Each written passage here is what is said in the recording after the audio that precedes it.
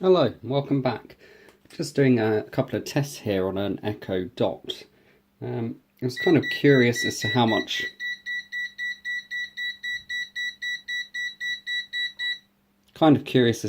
power these things use, and they seem to use a fair amount of power actually. So one of the ideas I had that some other people have had is to use these power packs to actually make a Echo Dot portable so you can walk around with it. Kind of wanted to go one step further than that. Be quiet. Let's plug this in over here. It uses more than 600 milliamps, and unfortunately I don't have a 10 amp fuse in there at the moment. Need to replace that. So I'll leave that one to, it's going to make a lot of noise, boot up in a moment. So I wanted to go one step further and actually have an Echo Dot powered from solar panel. Now these battery packs with the solar panel built in are really not worth the bother. I mean, I think there's what, 10,000 milliamp hour in here or something like that.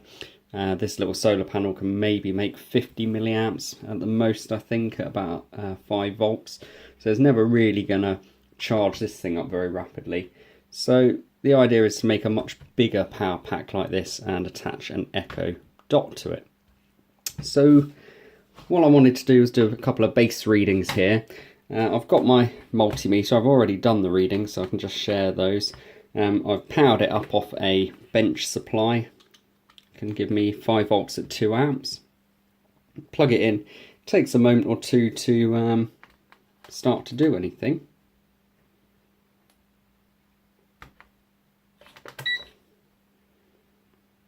So it is doing something. It's 100, there we go, starts to start up. 100, 200, 300, 400, 500, over 600 milliamps.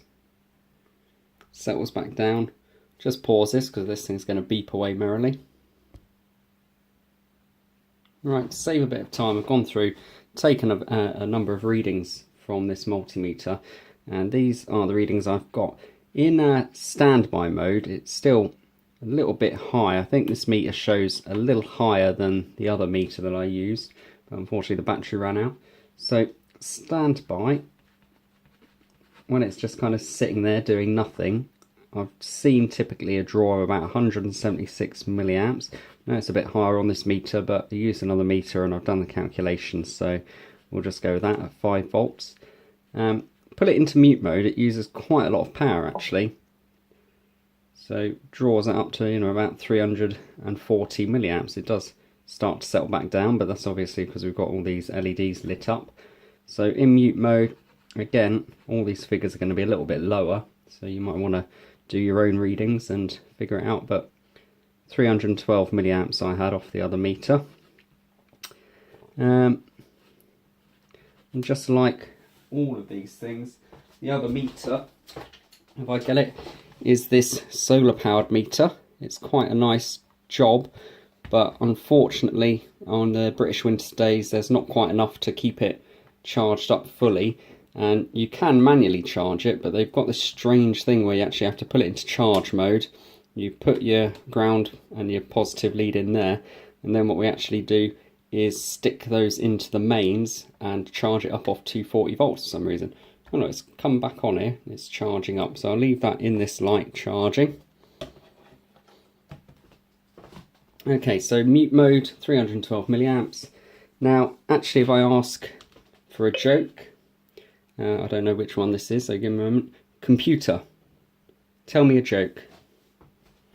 Waiter, waiter, this food's not fit for a pig. Terribly sorry, I'll fetch you some scraps and peelings.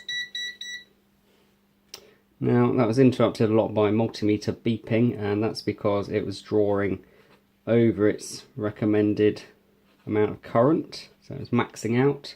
The meter I used yesterday I got about 520 milliamps. So finally we go to the peak. Now the peak current draw that I've seen is actually during startup. I read a maximum of 110 milliamps during startup, which seemed like quite a lot. But okay, that doesn't happen too often. There is another time you can get it to peak out, and that's actually by pressing the pressing the volume up button when it's already at volume up, you get that noise, the blue lights light up, and you can peak it out again at about 0.85 of an amp. So all of these are at 5 volts, obviously, it's USB powered. We can just do milliamps or amps times volts will give us our watts. So we'll plop those into a calculator and get watts. And at this rate we're taking 0.88 watt. At this, when we're in mute mode, we're drawing a whopping 1.56 watts. When we're in a joke, being told a joke, and that's also equivalent of playing music, depending on the volume of your music and whether or not it's like death metal or, you know, some gentle classical, that will vary a bit. And finally, in its peak mode, which happens very occasionally, we've got 4.05 watts. Hopefully you can see that. It's on 2 bits of paper. So actually draws a heftyish amount of power at some points. 4.5 watts is equivalent to some of the mains LED bulbs that people are using now. So yeah, it definitely does draw a bit of power. Now, I may be wrong with some of these calculations, but what I've decided to do now is go ahead and figure out how much power does it actually use over a longer period of time. Now, to do that, you're going to have to work out how many hours you have your device in standby, how many hours you have it in mute, how many hours you've got it playing music, and how often have you got it in a peak mode. Now, as we're going to try and make this thing solar panelled, or solar powered, I'm going to try and omit the peak. The only peak I'll get is during startup. I won't be pressing the sound up button while it's just sat there. The other thing I probably won't do with this particular unit is put it into mute. Just be easier to unplug it than put it into mute. Going to save quite a bit of power. It's going to be in standby quite a lot. It's also going to be playing music. Now I'm going to go worst case scenario here.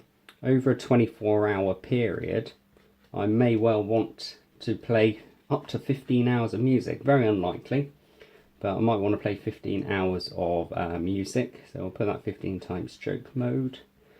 The other thing I'll do on a day like that is sit around for, you know, hopefully 9 hours in standby during the night. Unless I decide to play, you know, storm or rain sounds in the night, then it's going to be using considerably more. So really, to make this thing solar powered and have it run for 24 hours a day and possibly leave it making sound for 24 hours a day, I would need to be meeting this particular case for 24 hours. But at the moment, I'm going to say standby for 9, playing music for 15, worst case scenario. And then if I start running out of power, I've obviously not allowed enough power. So actually 15 hours in joke mode gives us a whopping 7.8 amp hour required every 24 hours. And in standby mode, we've got a total of 1.58 amp hour. And then over 24 hour, that is going to be 9.38 amp hour. And that's actually a fair bit of power, really. Yeah, what does that work out to be? I think that is 46.92 watt hour. That is per 24 hours. Gone ahead and worked out this into a yearly rate here, actually, just out of curiosity. So if it's 46.92 watt hours, well, times that by 365 days will give us about 17,125.8 watt hour, or 17.13 kilowatt hour. So there should be a W in there, kilowatt hour. And then at my energy rate, which is about 13p per kilowatt hour, is going to equal to about £2.23 per year. Some of the ideas I had were these little flexible solar panels. Now these things make about 3 volts at 25 milliamps, so I would need quite a few of those. I was thinking of making a custom panel, so I've got these panels here, 3D printed trays. I've got raw silicon wafers soldered together, and then they're epoxied in there. So I could try and make a custom panel. Gonna probably go with a similar kind of design as this panel, with some batteries and a USB output. Possibly I could make use of this one that I was already working on. So I've got this particular unit here. It's a much bigger panel. Forget what that is. It's 5 volts at 2.5 amps perhaps. Turn it over, it might have it on the back. Yeah, 6 volts at 2 amps or 10 watts. Seems a bit overkill, but actually when you do the maths, it's probably not quite enough. Especially on a winter's day in the UK where we might only get, oh, you know, 4 or 5 hours of sunlight, and it might be overcast all day and raining, and we're not going to be producing anywhere near the peak power output from here. So this is one I've started putting together, and I might end up having a go with. I've got the solar panel going into one of these battery packs. I've actually taken the good batteries out to use for something else and put some not so good batteries. They're all tested good, but the capacity is a bit lower. And plug that into charge. And actually, is that one running?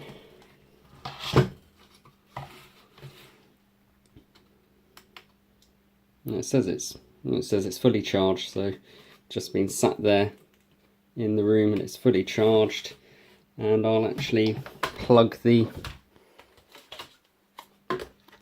Echo into there and see whether or not that works.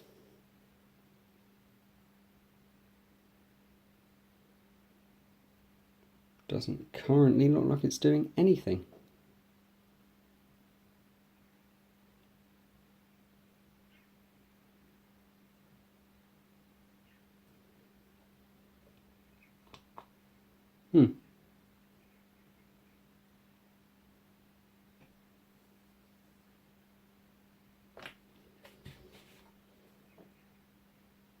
I hope I'm not blown it up.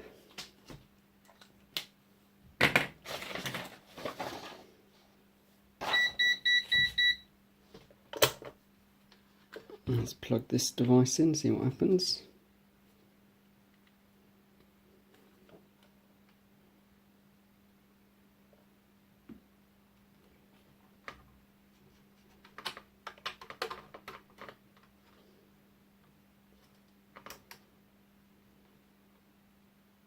Okay, it says it's powering now.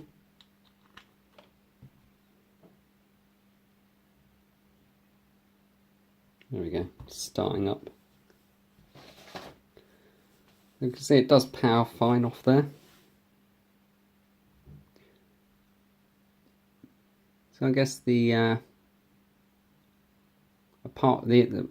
just thinking about the best experiment to do here really. I guess I could either plug it in, put it on the windowsill and see how long it lasts, or I could plug it in, put it on the windowsill and then take the voltage reading off these batteries once every 24 hours and just keep an eye on how long it takes for the battery pack to go down, or whether in fact it goes up.